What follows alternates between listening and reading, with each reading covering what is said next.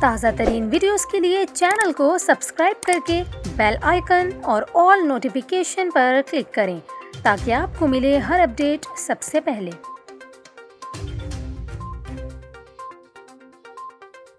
اور یہاں پر آپ کو اہم خبر دیتے چلیں، ملک بھر میں بڑھتے کورونا کیسز کے پیش نظر حکومت نے عید الاضحیٰ پر لاک ڈاؤن لگانے سے متعلق اہم فیصلہ کر لیا۔ آپ کو بتاتے چلیں، وفاقی وزیر اسد عمر نے کہا کورونا وائرس کی وجہ سے عید پر اسمارٹ لاک ڈاؤن کی طرف جا سکتے ہیں۔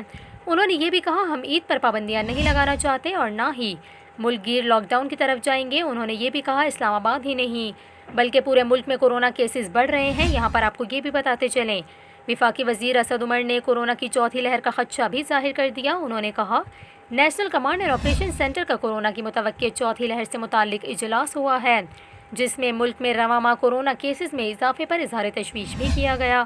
آپ کو بتاتے چلیں NCOC کی جانب سے مختلف سیکٹرز میں SOPs کی خلاف ورزیوں پر نوٹس لیا گیا اور تمام صوبوں کو SOPs پر عمل درآمد سمیت ویکسینیشن تیز کرنے کی ہدایت بھی کی گئی ہے۔ آپ کو یہاں یہ بھی بتاتے چلیں، وفاقی وزیر اسد عمر نے کہا آگے عید بھی آ رہی ہے، اسی لیے احتیاط کریں اور ماسک ضرور پہنیں۔